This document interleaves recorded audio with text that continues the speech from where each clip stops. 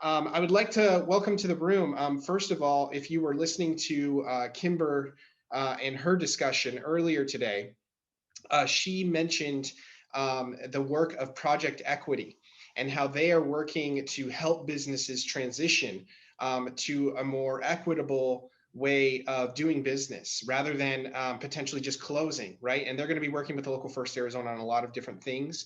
And so we wanted to invite them today as you're thinking about recovering from the pandemic, at transitioning your business.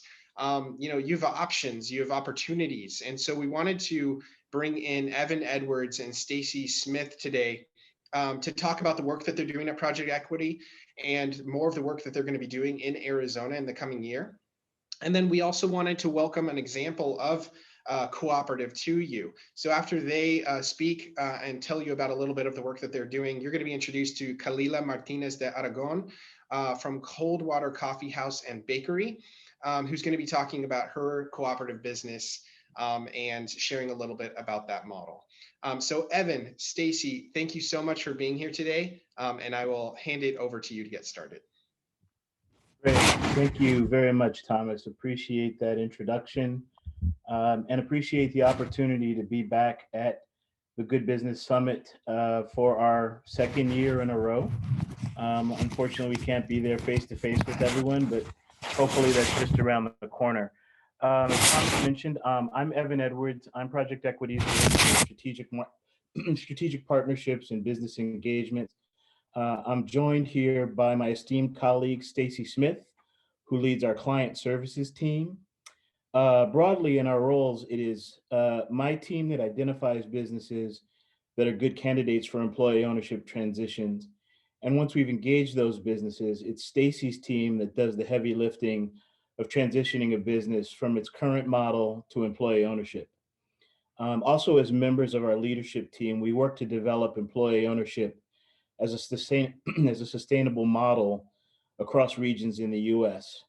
So today we're going to tell you a little bit about Project Equity, our effort to advance EO in Arizona, partnership with Local First Arizona. So let's look at a couple of slides here. Project Equity has operated for 7 years now. We are based in the Bay Area of Northern California. We're all over the place individually. Stacy is in the Bay Area. I happen to be based in Southern California, and we have colleagues across the country. Again, we at Project Equity see employee ownership as a means to achieve three really significant goals. One very significant one, of course, is providing economic resiliency and pathway to business ownership for low and moderate income workers, the BIPOC community, other folks who would not ordinarily have the opportunity to achieve more financial sustainability. We also see employee ownership as a means by which business owners can exit their businesses without shutting them down, without closing, and simply walking away without some return, and also removing jobs from a local economy. We've seen in our research at Project Equity that in the past 20 years, fewer and fewer business owners are able to successfully sell their businesses. Only about 20% of businesses actually sell, and only about 15% of them are passed down intergenerationally in families. So that's only about 35%. 2/3 of businesses never successfully transition. The reason that's of particular significance these days is because we have this bubble of baby boomers who own the vast majority of small businesses with payrolls in this country, and they're retiring in the next 5 to 15 years, right? So what happens to those jobs? And then significantly, how is it that communities retain those jobs in their local economies?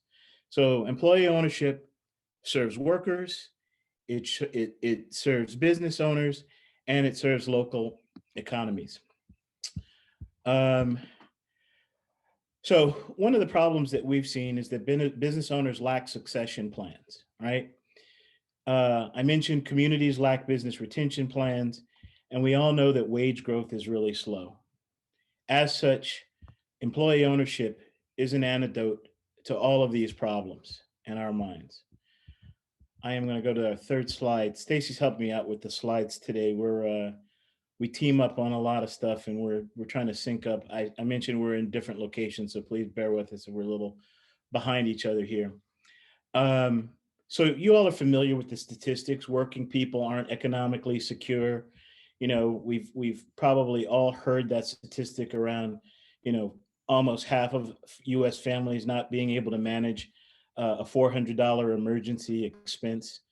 I won't get into the details of it here, but one of the great things about employee ownership models, you know, particularly in co-ops, there is um, uh, an aspect of them uh, called patronage, which is a form of profit sharing that project equity builds into the model in businesses that we convert to employee ownership.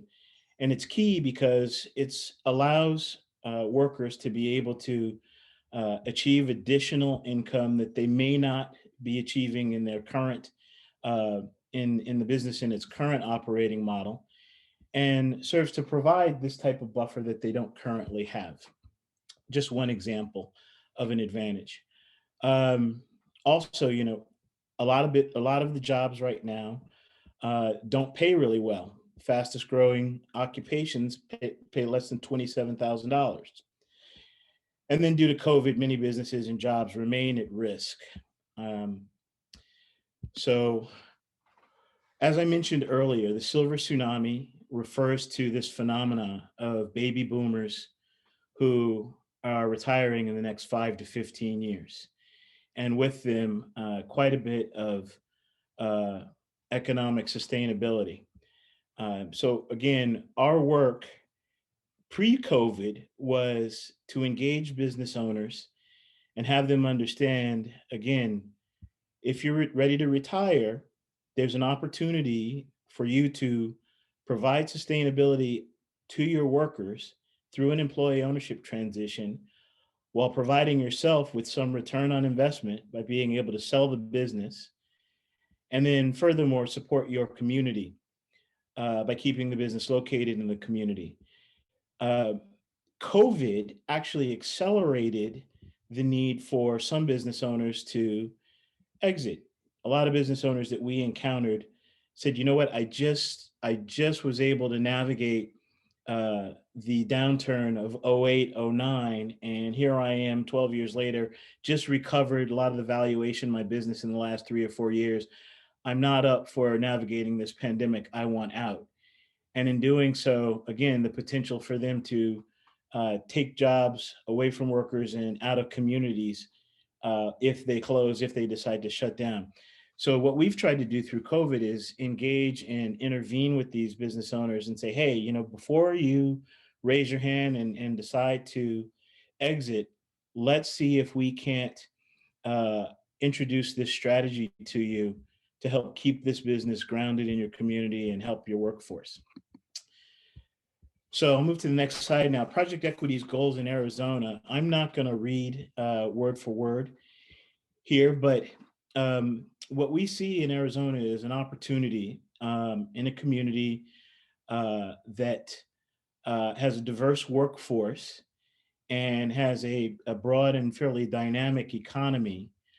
We see the opportunity to help local workforces here gain economic resiliency and implement employee ownership, not just as a today strategy through COVID and through the near term, but actually to embed it as sustainable in the economy in Arizona. So business owners 10, 15, 20 years from now, when they're looking for an exit strategy, they think to themselves, oh, I could sell to my employees just as soon as they might say, I could sell to a strategic, or I could sell to you know another person who I happen to know in the business, or I could sell to private equity.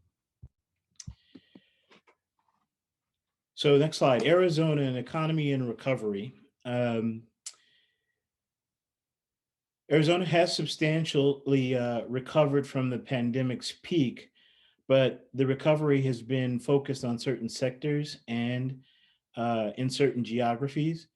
And so our effort is really about helping to see to it that post-COVID economy in Arizona, that there is some equal recovery and that workers participate in the recovery and, as well as business owners.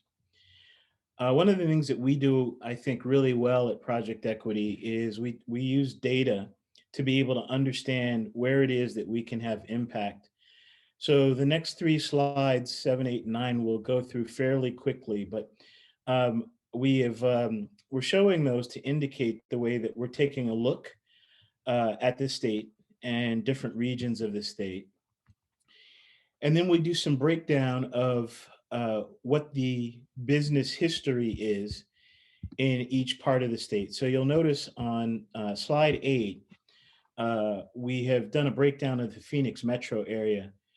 And you'll notice to the far right where it says there are 143,113 businesses. I'm sorry, 145,113 businesses in Phoenix that are less than 15 years old. There are a total of 10,637 that are 30 plus years old. Those are the businesses that in our parlance at Project Equity, we refer to as retention risk. Those are businesses where the owners are much more likely to be thinking about an exit. Those operating 20 to 29 years, that's another 9,406 businesses. Those are businesses that also have alignment with a business owner's likely desire to exit, a desire that might have been accelerated by COVID. So in the coming years, one of Project Equity's goals is to engage with as many of these business owners as possible and get employee ownership transitions on the menu with them, with the idea that we would be able to convert those businesses, again, current model to an employee ownership model. And in doing so, all the workers that are encompasses that at that 10,000 plus, 9,000 plus businesses, 19,000 odd businesses, as many of them become worker owners as possible in the coming years.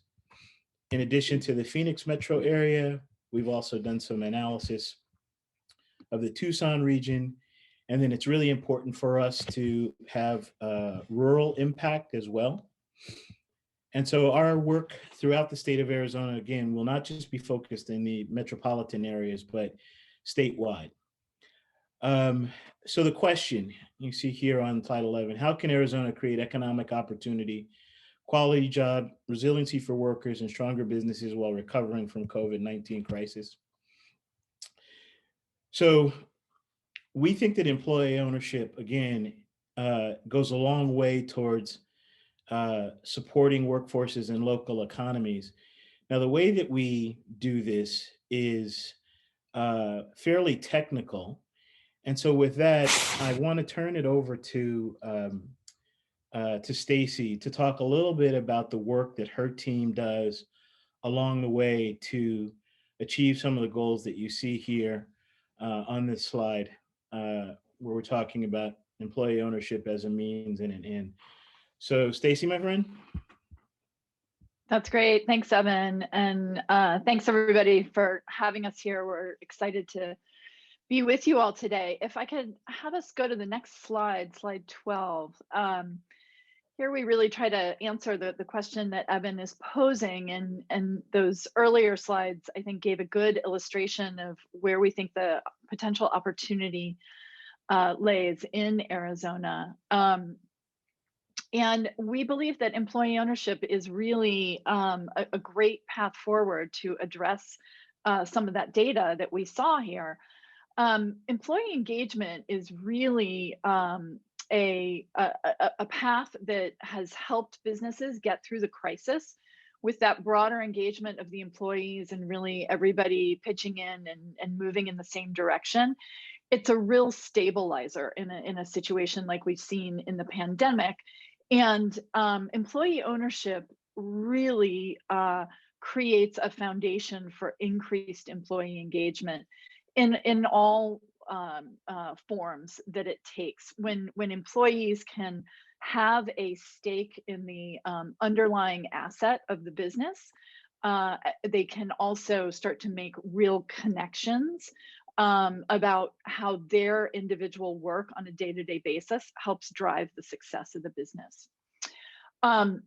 There's also increased capital right now, business continuity loans and working capital loans that can be more favorable or just purely available when a business is embarking or has embarked on employee ownership. So that access to capital piece is another really important piece to look at.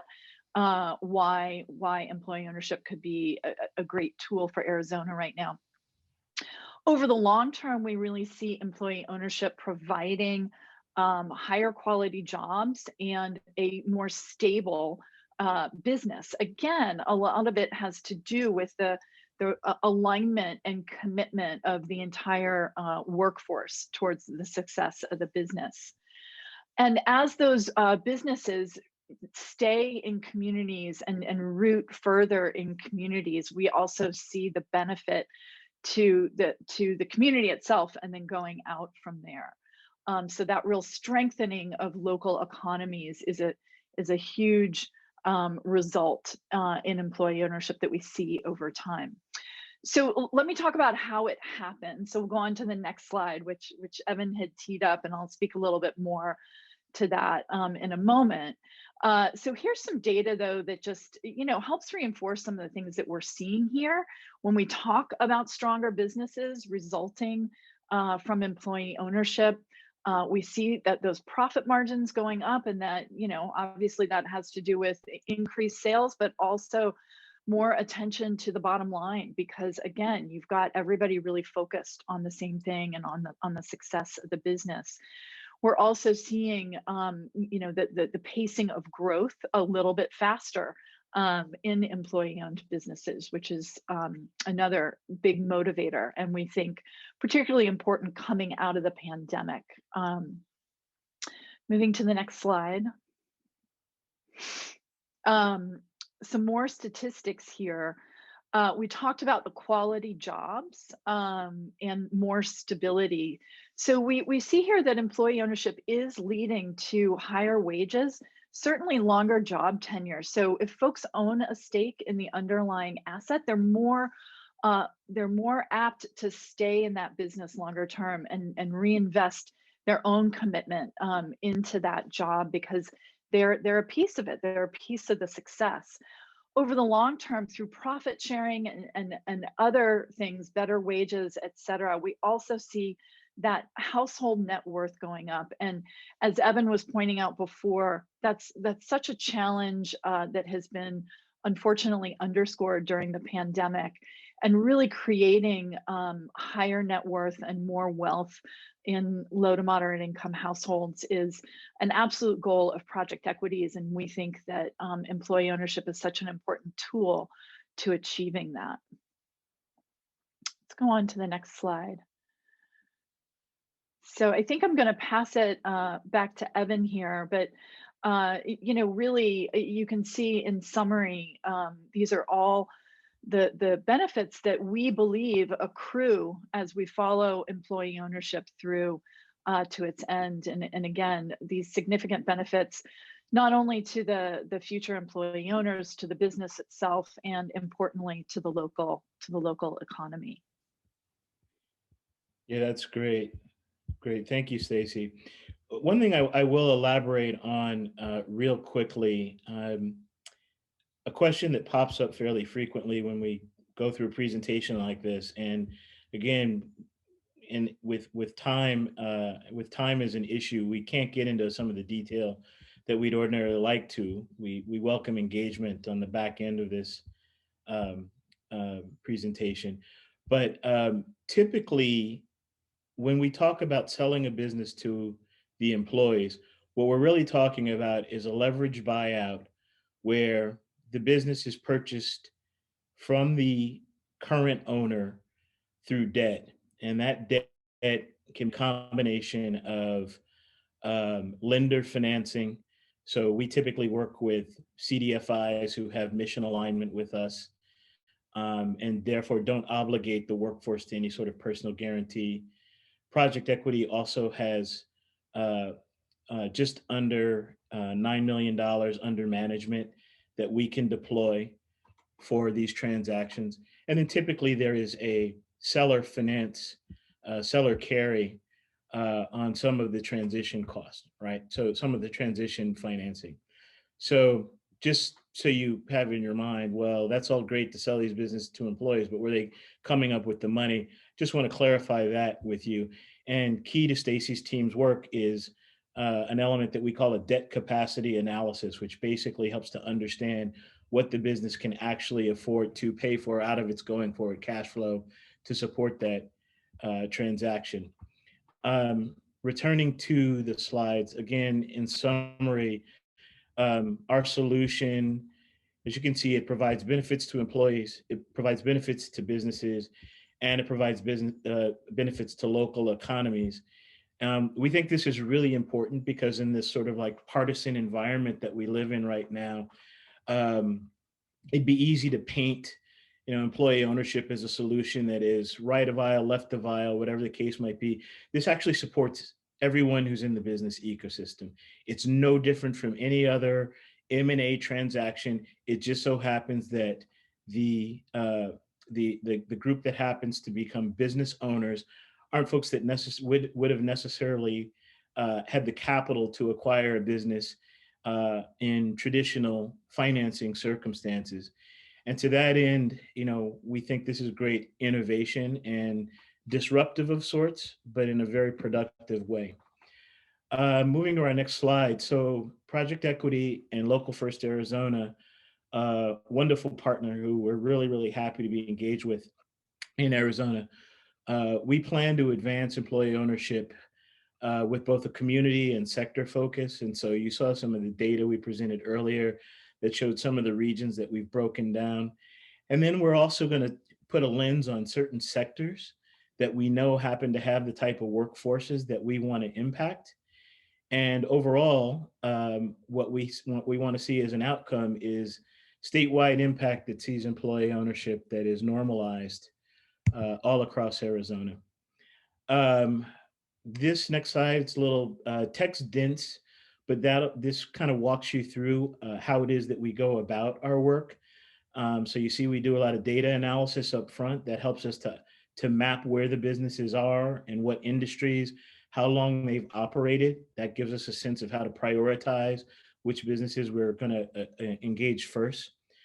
We want to do a lot of awareness raising, right? So, we're obviously participating in this event, and hopefully with COVID subsiding and the opportunity to be more on the ground in the community, we'll be able to do more events that raise awareness of the efficacy of employee ownership, the benefits, the value proposition, so that more and more of the folks in the business ecosystem in Arizona are attracted to this work. That includes outreach and engagement work. So again, I think I mentioned at the top of this presentation that my team does a lot of consultations with business owners, help them understand how it is that employee ownership benefits them. What's also important is going forward is Stacy and her team will do a lot of engagement with TA providers, technical assistance providers, lenders, and other folks in the business community that can make employee ownership sustainable in Arizona. And key to our work with Local First Arizona is identifying all of those levers of sustainability and then engaging with them to do this important work. The transitions work that we do initially is about demonstrating the efficacy of employee ownership. Khalil is going to talk here shortly. She is one of the few cooperative businesses, maybe the only, if I'm not incorrect, in the state. And so there is a need for us to prove the model. So in Project Equity, we refer to this as demonstrate and replicate. So we're looking to do a number of transitions in the next couple of years in order to demonstrate to the market that employee ownership actually works. And then, as I mentioned, we want this to be a sustainable model in the community. Thank you so much, Evan and Stacy. Obviously, there's so much in there, and we want to continue that conversation and that work. So we're going to make sure we're connecting everybody to you, and we'll have some time for a couple of questions here. But also wanted to give the opportunity for Kalila to share a little bit about her business and her business model to kind of provide a little bit of a lens for those listening on, uh, the types of businesses Evan and Stacy are working with might not be exactly what Kalila does, but it's an alternative business model, right? It's a different type of model that not a lot of businesses have in Arizona. So Kalila, wanted to welcome you and give you the opportunity to share a little bit about your business. Wonderful. Thank you so much, Thomas and Evan. Thank you, Stacy. My name is Kalila, and I'm from Coldwater Coffee House and Bakery. We're a worker-owned cooperative established in a historic neighborhood in Avondale, Arizona, which is in the Southwest Valley. We formed around the mission of offering affordable, healthy, and locally sourced food in a space that was comfortable and familiar, because that is not really something that happens out here in the neighborhood where we are. So we formed in 2017 as an LLC because it was easy to do. But we spent a long time learning about and forming the operations of our business to reflect a cooperative business model. Specifically, we formed as a worker-owned cooperative, learning during that time that there are different kinds of co-ops. Each person, so what that means is each person employed at the Coldwater would carry out everyday operations that every worker has to do to run a business, but they would also have an owner's say in the governance of the business, and they would share in profits and losses. That idea was really inspiring to us. There are lots of different employee-owned business models, but cooperativism specifically attracted us because there was no single leader, and neither would that leader have to benefit from the profits or carry the burden of losses. It would be shared by a group of people, and we were all willing to do that and interested in what that might look like, given that none of us had ever seen that model in operation before. The cooperative principles also help individuals who are unlikely to be able to start businesses on their own. So we were 6 just friends and family who perhaps weren't necessarily thinking of starting a business because it seemed so far-fetched. But by uniting in a group, individuals who may lack knowledge or funding to individually may be able to find those resources or have time to acquire those resources by working in a group.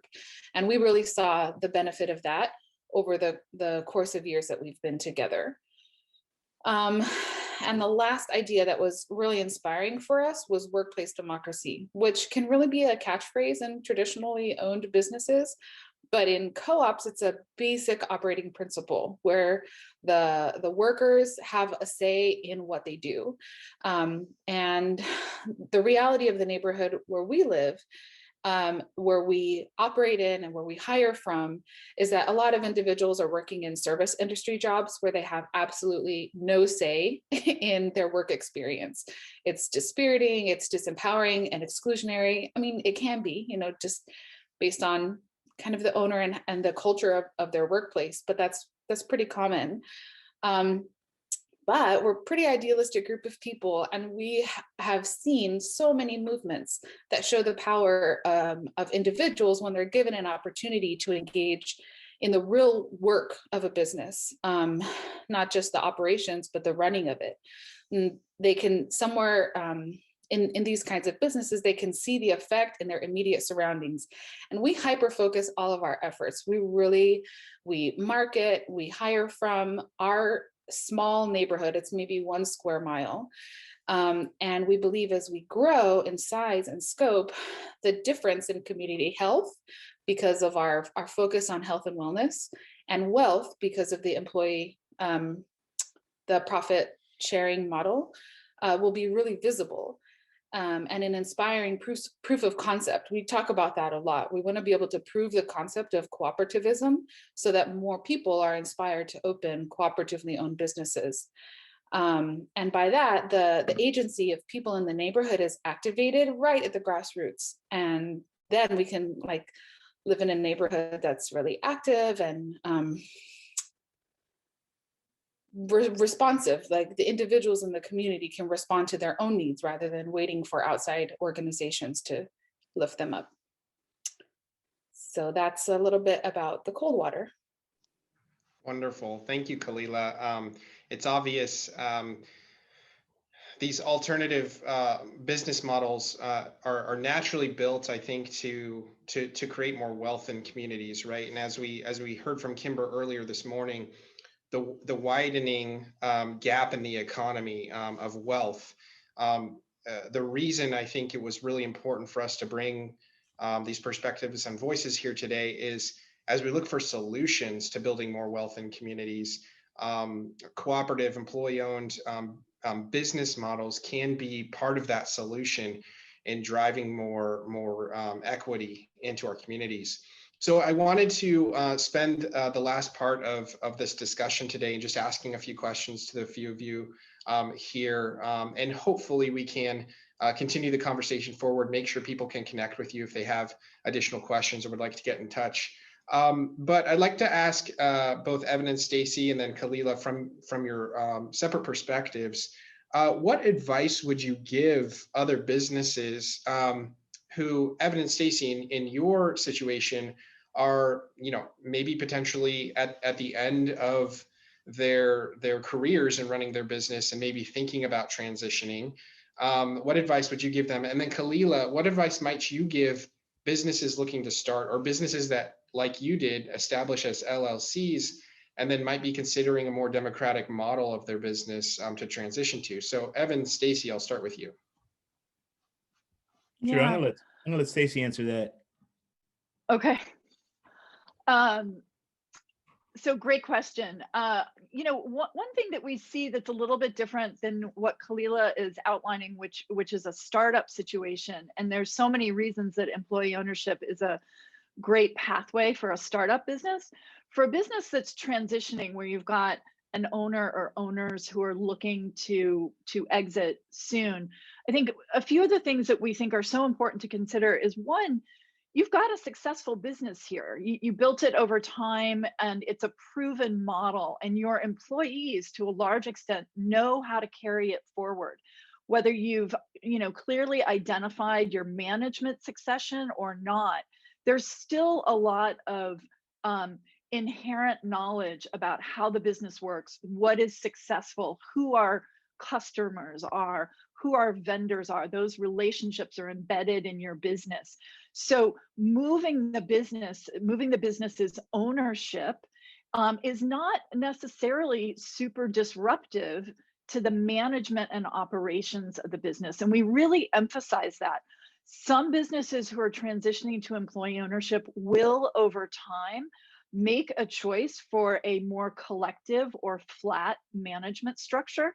But at the time that we're selling the business, we're focused less on that and more about getting the ownership and the governance of the business into the hands of the employees themselves.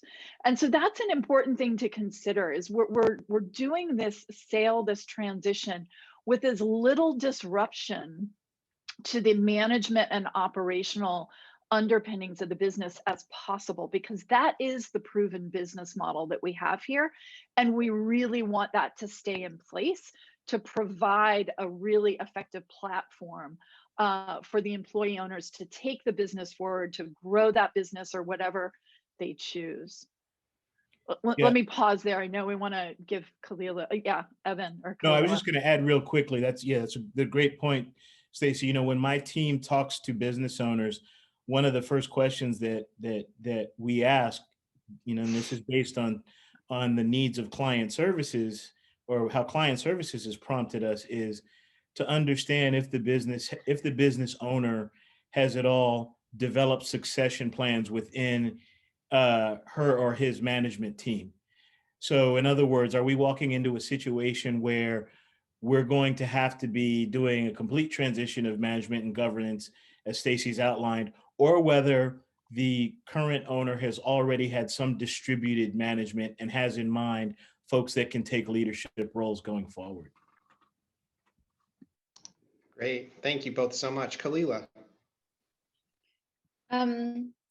I really love this question. I hope this really comes across, but I think my biggest advice would be to give the business time to get up and going, and to really work on the strength, unity, and vision of the group of people who are establishing the organization. Really rely on cooperation and make it clear who's going to do what.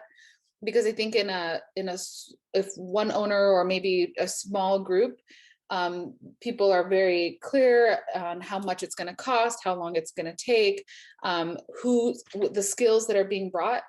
One of the awesome things that we think about a cooperative is there's a lot of time to be able to learn how to do things.